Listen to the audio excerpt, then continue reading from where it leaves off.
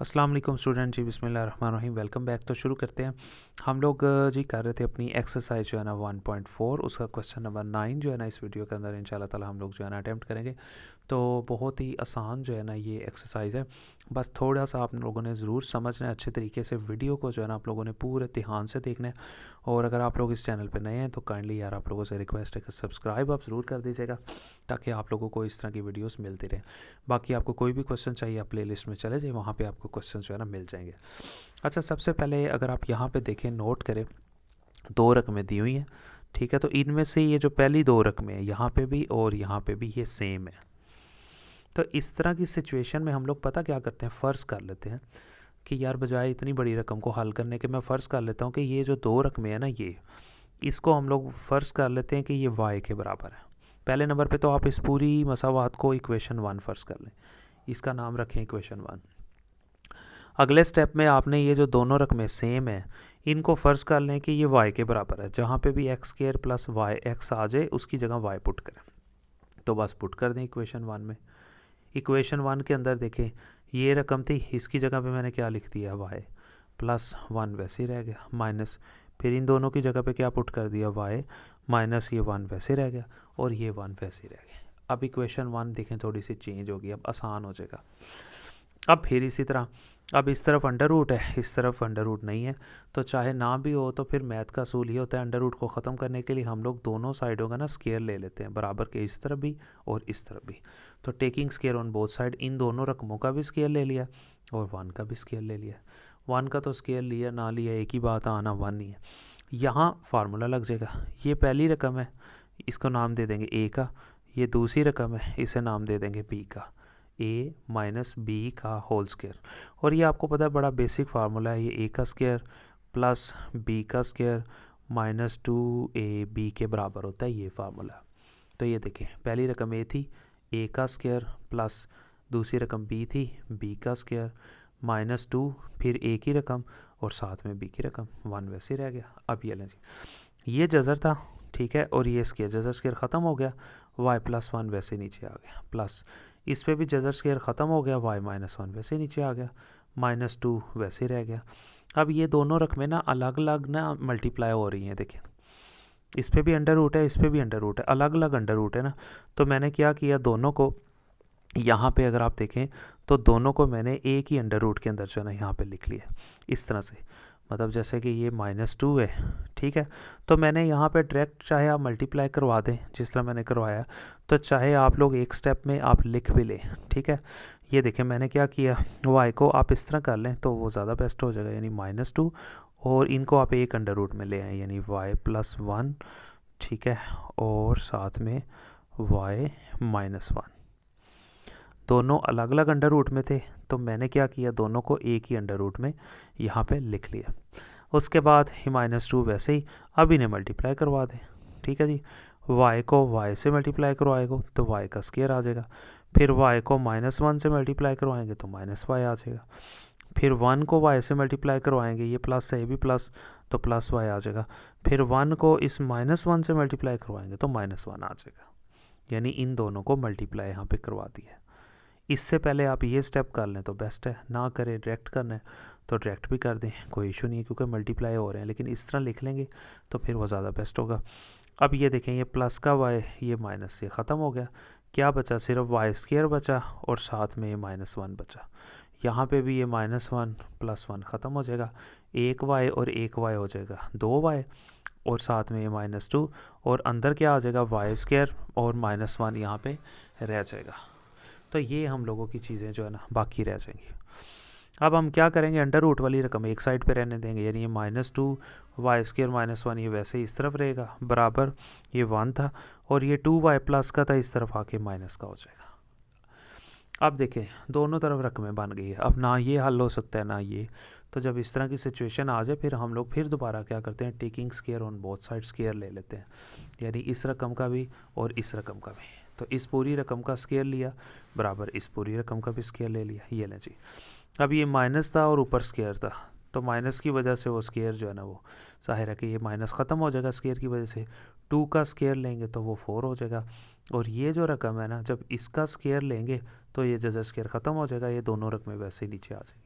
बराबर यहाँ फार्मूला लग जाएगा वही, ये ए है और ये बी है, तो फार्मूला क्या लगेगा, ए का स्क्वायर प्लस बी का स्क्वायर, दरमियान में माइनस है तो -2ab। ये देखें ए का स्क्वायर प्लस बी वाली रकम का स्क्वायर -2, फिर ए की रकम और फिर बी की रकम, ये लें। अब 4 को वाई स्क्वायर से मल्टीप्लाई करवाएंगे 4y स्क्वायर, 4 को 1 से करवाएंगे तो 4 बराबर 1 का स्क्वायर लेंगे 1 प्लस 2 का स्क्वायर लेंगे 4, y का स्क्वायर लेंगे तो y स्क्वायर, माइनस वैसे आ जाएगा, ये सारे मल्टीप्लाई होंगे, 2 को 2 से मल्टीप्लाई करवाएंगे 4 और y वैसे आ जाएगा, ये चीज़ यहाँ पे बन जाएगी। अब क्या करेंगे हम लोग, सिंपली ये दोनों रकमें वैसे इस तरफ लिखेंगे और इन तीनों रकमों को यहाँ से उठाएंगे और बराबर के इस तरफ ले आएंगे। ये प्लस का 1 है, इस तरफ आके माइनस हो जाएगा, ये प्लस है इधर आके भी माइनस, ये -4y है बराबर के इस तरफ आके ये भी प्लस हो जाएगा। अब ये तीनों जब इस तरफ आ गई, दूसरी तरफ सिर्फ 0 रह गया। अब यहाँ पे अगर आप देखें तो कौन कौन सी कटिंग हो रही है, ये माइनस का था और ये प्लस का था, ये हो जाएगा यहाँ पे कटिंग।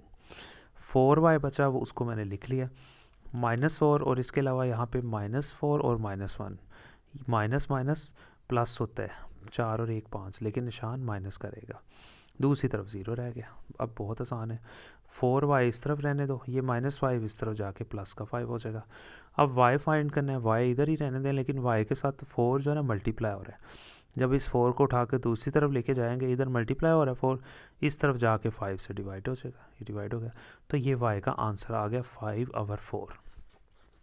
अब अगला स्टेप हम होता है पुट बैक करते हैं।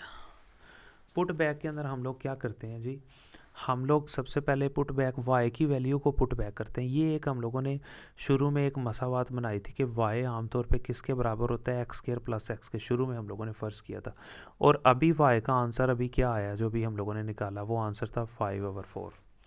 तो पुट बैक का मतलब ये होता है कि सबसे पहले आप ये देखें कि y किसके बराबर था, सवाल के शुरू में इसके बराबर था, तो y की वैल्यू को जो है ना पुट कर दें। ये एक मसावात हम लोगों ने देखें यहाँ बनाई थी, ये बनी हुई है, इसको दोबारा लिखेंगे, वो मैंने यहाँ पे देखें लिख दी है, ठीक है। अब y का आंसर लिखेंगे जो अभी आपने निकाला है, वो y का आंसर लिख दिया और ये दोनों वैसे ही आ जाएंगे। अब देखें ये 4 जो है ना यहाँ जो है ना डिवाइड हो रहा है, तो उस तरफ चला जाएगा, उस तरफ जाके इन दोनों रकमों से जो है ना मल्टीप्लाई हो जाएगा, सिंपल। यानी कि या इस तरह कर लें, अगर इस तरह समझ नहीं आ रही इसके नीचे 1 लगा लें, क्रॉस मल्टीप्लिकेशन कर रहे हैं, इस पूरी रकम को इससे, इस पूरी रकम को इससे, 5 को 1 से मल्टीप्लाई करवाएंगे तो 5, 4 को इन दोनों रकमों से मल्टीप्लाई करवाना है, मैंने लिख दिया। 5 ऐसे ही 4 को x² से किया 4x², 4 को x से किया तो 4x रह गया, ये लें जी। अब 4x² वैसे ही, 4x वैसे ही, ये प्लस का 5 था, इस तरफ आके माइनस का 5 हो जाएगा, जब ये इस तरफ आया इस तरफ सिर्फ 0 रह गया। अब अगर आप यहाँ पे देखें तो एक इक्वेशन बन गई, एक मसावात बन गई है, जिसको हम लोग कहेंगे ये क्वाड्रेटिक इक्वेशन है। अब देखें कैसे, उसमें पहली रकम x² वाली होती है, दूसरी रकम है खाली x वाली, और तीसरी रकम जो है ना कांस्टेंट होता है, ना x ना x का स्क्वायर। करते क्या है, x² के पीछे जो भी रकम लिखी होती है उसको a फ़र्ज़ कर लेते हैं, खाली x के पीछे जो भी लिखा होता है उसको b फ़र्ज़ कर लेते हैं, और ये -5 जो है ना, ठीक है, माइनस भी साथ लिखना है, इनके पीछे माइनस नहीं था नहीं लिखा, ये जो -5 है ये कांस्टेंट है, इसे c फ़र्ज़ कर लेंगे। उसके बाद हम लोग क्या करते हैं, एक फार्मूला होता है, उस फार्मूले का नाम होता है क्वाड्रेटिक फार्मूला, उसमें पुट कर देंगे इन तीनों आंसर्स को।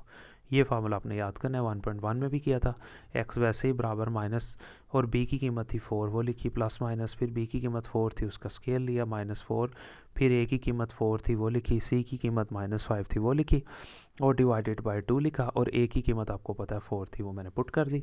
तो उसके बाद x वैसे रह गया बराबर -4, प्लस -4 का स्केल लिया तो 16 आ गया।